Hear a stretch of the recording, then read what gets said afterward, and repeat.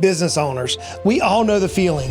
Never having enough time in the day, especially for family and friends and hobbies and the endless honeydews and the endless things that we truly want to do. No, we get sucked into our companies. And before you know it, we're spending 80, 90, 100 hours working, and life is just passing us by.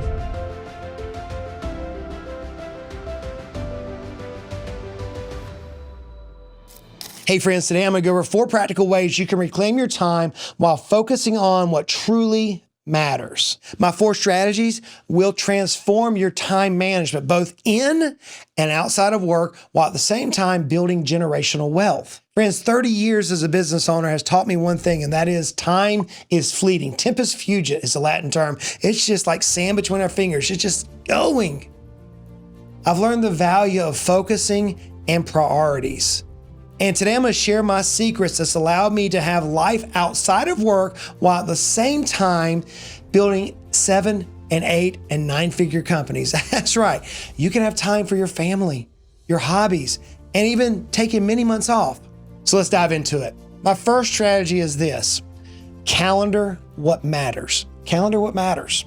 Whenever I say calendar what matters, many times our minds go to business. Like, what is the most important thing in our business? That's going to take care of itself. You know, my heart breaks when I see business owners who gain the world, so to speak, through business. They make millions of dollars. They build accolades. They win awards. They get notoriety, but their children don't talk to them, or they lost their spouse, or their health diminishes, or they don't actually slow down enough to enjoy life, to see sights, to have memories. It breaks my heart. Why? Because I've been there. Guys, as I often say, I've been the guy who literally would work and miss my kids' events. Stupid. In my early 20s, because I like to work. So I reached a certain point where it's like, okay, making wealth is important. Yes, I realize the journey of being a business owner is not about trying to make another million. No, it's not that. And non-business owners don't get this. It's about, can we maximize our output? Can we really find enjoyment through our labor? Yes, we can. It's this question that, hey, how can I improve? How can I get better at what my passion is?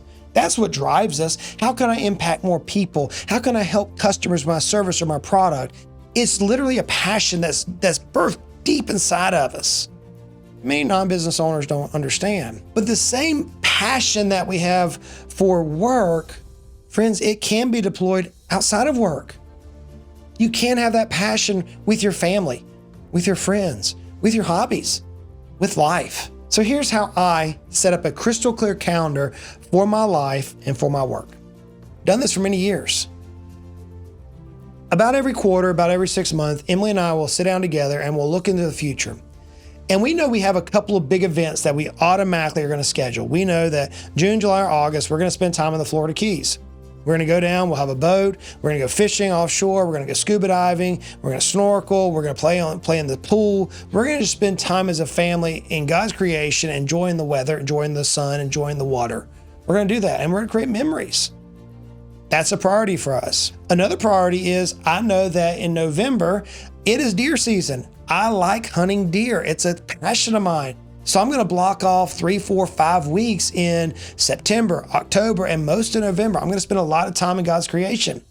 I know that whenever the elk start bugling in the Rocky Mountains, I want to be there. I want to see it. I want to enjoy that. It revives me just as much as winning that next bid or winning that new client or making that monumental move in our business. Seeing that elk and listening to bugle is energizing to me. I have friends that they'll block off a golf retreat. They love hitting the white ball.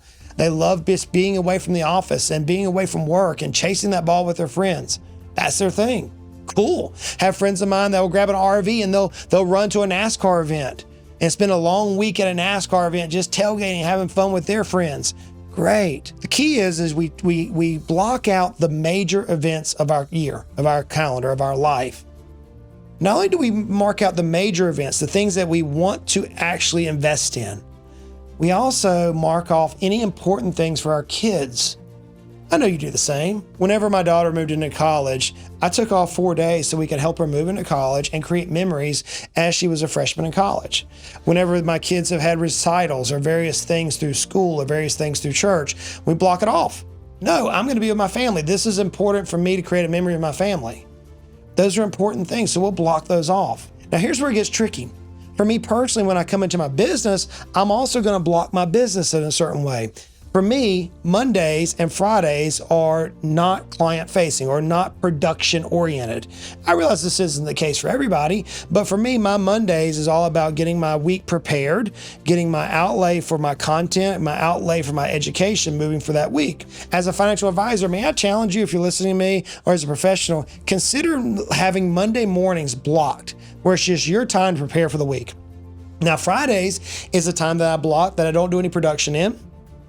That the goal is for me to look at that week and say, what am I lagging in? What needs to be brought across the finish line? How do I leave work at work and not take it home with me so I'm awake at night on a Saturday or on a Sunday? How do I do that? So with work, I block off my Mondays and Fridays. Now at home, I block off my Saturdays and Sundays. Don't touch it. That's my family time. Saturdays, we're going to be on the farm. We're going to be splitting wood or using a chainsaw, running the tractor, or doing something with the critters outside. Something around the farm is going to happen on a Saturday if we're not traveling. And on a Sunday, I'm at church. I'm playing the piano at church. I'm playing the keys for the band. And then after church on Sunday afternoons, it's going to be family time. Emily and I love to sit on the back porch swing and just sit there and talk or read a book. Occasionally, we will watch a movie together. She and I are the kiddos. We'll do something fun. This last Sunday, me and the boys were out deer hunting. We were actually putting up some tree stands together. Just some fun time together on a Sunday afternoon. That's family time. You may be saying, Justin, when do you actually work? Tuesday, Wednesday, Thursday, when I'm not on a big trip. So you're like, dude, how in the world can you produce the amount that you produce to create 7, 8, and 9-figure businesses? How can you do that only working Tuesday, Wednesdays, and Thursdays? Production. So the key is production. For me, production is when I'm sitting down with a client. If I'm sitting down with a client, I want to make sure that my Tuesdays, Wednesdays, and Thursdays are jam-packed. When I have my financial advisory practice, my Tuesday might have 12 meetings in that day. Yeah. It's a 12, 14, 15-hour day on a Tuesday. My Wednesday may have 10 meetings. I literally have had weeks where I saw 40 clients in Tuesday, Wednesday, and Thursday. There are trips that I'll take to certain parts of the country that I'll literally see 40 people in a 2-day time frame. Justin, how in the world? It's no different than perhaps a dentist who's meeting with 3 or 4 different chairs simultaneously for an 8-hour day. Same thing happens in the dentist. How about a pool cleaner who runs their pool cleaning business on Tuesday, Wednesdays, and Thursdays, and those are the days that they're going to visit a total of 100 different pools and clean the pools. Same is true in about every business. So you can maximize production. You're like, dude, that just doesn't make sense to me. I want to nail this point home because, friends, if you set up a crystal clear calendar for your life and for work, you can have freedom. It's unbelievable. Let's go back into our recent past. COVID hit. And across the country, certain industries were closed by federal or state mandate for 8, 12, or 16 weeks. We literally had dentists as clients of ours who were closed for 16 weeks because of state mandate. And even though they were closed for 3 or 4 months, the remaining months in that year allowed them to produce greater revenue than they did the previous year. Why? Why is that possible? Because with laser focus and laser intensity, it brings about dynamic results. You see, when the dentists were off work for 8, 12, or even 16 weeks, when they got back to work, there was no fluff in their schedule. They had everybody jammed into their production and they worked like a dog. Yes, they worked hard, but during that time period, they were able to produce at a better rate than the previous year when they had a full calendar year. My own life is that way. Whenever I began maximizing my calendar to stay focused, whenever I was in production mode, to be in production mode, it allowed me to actually have life outside of work. It allowed me to actually spend more time hunting and fishing and gardening and playing the piano, and enjoy my family, enjoy my friends, than before whenever I was trying to just focus on the business. The business was running my life. So let me challenge you. As you look at your calendar going forward, may I challenge you to block off what truly matters to you? What truly matters? Maybe it is your family. Maybe it's a hobby. Maybe it's you've worked now as a business owner for 10 years and you're like, dude, I'm drowning. I don't have freedom. May I challenge you to look at your calendar? Okay, strategy 2 is make every meeting or every appointment count with a clear agenda. That's my second strategy. How many times have you showed up at a meeting and you're there and it seems like you just wasted the entire meeting? Maybe it's with a client, maybe it's with a prospect, maybe it's with a colleague, maybe it's with a department head, maybe it's with a group of your employees. Look, every meeting should have a clear agenda. If you were to adopt an agenda for every single meeting, what would happen is you would have less meetings. If the agenda crystal clear outlined what you meant to accomplish in that meeting, you would get to that point quicker. I can remember whenever I started agendas as a financial advisor for our clients, and several of our clients listen to the show and they can testify to this, that I had preferences with clients. Some clients wanted to get the agendas in advance. Some clients wanted to send me their agendas when they realized I work on an agenda basis. Other clients didn't want to see the agenda. Instead, whenever we'd show up, I'd say, okay, here's what I have to cover today. What is it you desire to cover? And we'd write those things down so all of us can look at it. The minute that we began placing the agenda into our meetings, the client meetings got less. The meetings became shorter.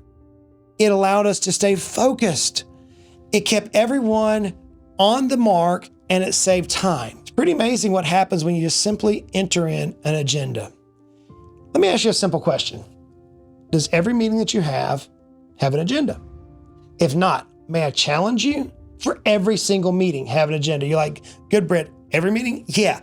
Even your Monday morning meeting. I remember I love a Monday morning meeting to get everybody together and kind of rally the troops, make sure we know kind of what's on the horizon for that week, how that week's going to tie into the strategic plan. I tie everything back to the strategic plan, what everybody's role is that week to help us meet our numbers in the strategic plan. I bring everybody together. This isn't a long meeting, but I can remember that whenever we first started this meeting, we'd all show up. Somebody would show up 5 minutes late. Somebody would get up and go to the restroom in the middle of it. Somebody would get up and make coffee. Other times there'd be donuts or stuff that showed up, and that meeting lasted for an hour. Oh man, it killed me, killed my mojo, if you will. It just caused me problems for that day. We entered an agenda into this, and you know what? People showed up on time. The meeting went from an hour down to about 15, 20 minutes. It allowed us to focus on what was essential for that week. It started creating an accountability process amongst our team. It allowed us to consistently bring in to every week the strategic planning points that we had to meet that week. It became super clear on why we were there, who is going to do what by when, and what results look like. So that brings me into step number 3. Strategy number 3 is set and stick to a time limit. Friends, you can keep most meetings that you attend at 30 minutes or less. Most meetings. Most of us don't have the attention span for an hour, hour and a half long meeting. Most of us don't have that time frame. So what I like to do with clients is I like to have a 30-minute meeting with about a 15-minute buffer. Now, there are certain meetings, I get it. There are certain meetings which are going to take us extensively longer. I get it. You can identify those meetings. For example, in my financial advisory practice, we would have an annual review. The annual review meeting could be an hour to an hour and 30 minutes long. It's a major meeting. Why? Because we were updating the financial planning software. Why? Because we were reviewing the wins we had over the previous 12 or 18 months. Why? Because we were focusing on some external problems that we had to deal with in the next 12 or 13 months. So there are certain times when meetings are going to take a little longer. But the vast amount of meetings that we have, especially with employees, vendors, sales folks, most of them can be 30 minutes or less. So here's a trick for you. Look at your calendar, make your meeting 30 minutes, and then give yourself a 15-minute buffer. So for example, let's say that the meeting is to start at 10 o'clock. You're going to show on the calendar 10 to 10:30. Don't schedule the next meeting until 10:45. Give yourself a 15-minute buffer. What that's going to do is it's going to allow you to have a nostalgic moment if you desire it. How many times have I been in a meeting with a client and they want to reminisce or they want to talk about something that's totally unrelated to the world of finance? Maybe it's about politics or sporting events or hunting or fishing or race cars or music or whatever it is that we're talking about, their kids, their trip, whatever it is. That 15-minute buffer gives us time to stick to our agenda and then have fun and do a little bit of personality, as I call it, just me being me. So I love having a certain time, and I love sticking to it. Here's another trick.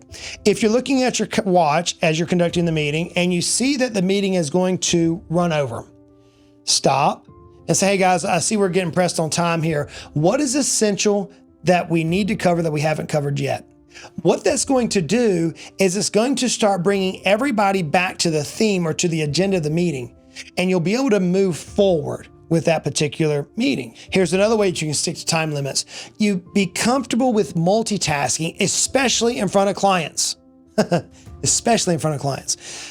How many times have I been in the meeting, taking the client notes while I'm talking, or writing on the board, taking pictures and doing multiple things? You're like, Justin, that seems rude. No, my clients understood that, hey, I'm running a business. You want maximum performance. I want maximum performance. It's part of my values. My team has already seen the values. My clients have seen the values. I've had times where if I'm looking at it, hey, we're going to do a sit down lunch. I'll bring in pizza, or we'll bring in spaghetti or tacos and we'll have lunch. And they'll say, I'm not interested. I'm not hungry. Well, I've got to eat because I've got 12 meetings today. So we're going to have a working lunch today, and we'll work, and I'll do multitasking things at one time. Why? Because the goal and strategy number 3 is to set a time limit and stick to it. Friends, hyper efficiency while at work. Now that brings me now to my last strategy. My last strategy is one that so many of us miss. And if you grab this strategy, friends, it can change your life for the rest of your life. And that is this: every meeting must have a decision, not just a discussion. You are there to meet, to come to some sort of decision for marching orders to go forward. If you're client facing or customer facing, why are we meeting? How can I serve you better? That's the decision you're trying to accomplish. If you're internal facing, why are we meeting? What decision do we have to make? The key is whenever you build the agenda, as you write the agenda out, what decision for each point on the agenda? You're not just meeting for the sake of meeting. That doesn't do anybody any good. I've had several times where a client will come up in the natural rotation within our process. And as a financial advisor, when I had my firm, I would say, so here's the agenda, here's the decision we have. And I sent it to the client, and the client's like, well, I don't think these are important. Okay, great. Do you have any decisions that we need to make? No, not really. Cool. I don't think it's time for us to have a meeting. Let's push this into next quarter. Let's push this to the next 6 months. Hey, if there's anything that pops up, call me. I'm here for you, but I don't want to meet for the sake of meeting. If you want to go socialize, let's go out and let's grab a burger. Let's grab some pizza. Let's have some fun. Okay. And the client wants that. They want to have fun. They want to go have fun. So how many times can you have an event with clients versus having a meeting? So make a decision. What that's going to require is you're going to have crystal clear action items. Who is going to do what by when? I say it all the time in my team meetings. Okay, here's the decision. Who is going to accomplish this by when? Just today, in a C-suite position that I was talking with, we were going over some data points, and I said, great. Here's what I heard in terms of a decision that's been made. Who is going to take this mantle, and when should we expect the results? We knew who it was going to be, and so that person stepped up and they said, I got this. I'll have your result by next Monday. Here's what just happened by decision making. That person now gained authority and responsibility for that particular decision, and they gave us a time frame. So that allows us, by having a decision and not just a discussion, allows us to move the agenda forward of the company. Without decisions, friends, meetings become repetitive. Avoid them. Avoid them. There's no need. The results of having a decision is it keeps momentum moving. It keeps everybody facing the same goal. It keeps a strategic plan first and foremost. So here's your challenge. Just giving you my 4 strategies to manage your calendar more effectively so you have freedom outside of work while at the same time driving performance internally. As you look at your calendar for this next week or the next 2 weeks, I want you to apply these 4 strategies. So the first, block your time. Do you have time dedicated to what matters most? I would dare say most of us say that matters most is our family, our children, our friends, our faith. Do you have time blocked? Stick to that. Block some time for yourself. Number 2 is, do you have agendas for every single meeting? If you don't, easy. Pick up your phone, go into ChatGTP and say, hey, I have this meeting, create me an agenda. And it'll create you an agenda that you can pass out to everybody in that meeting. It's that easy.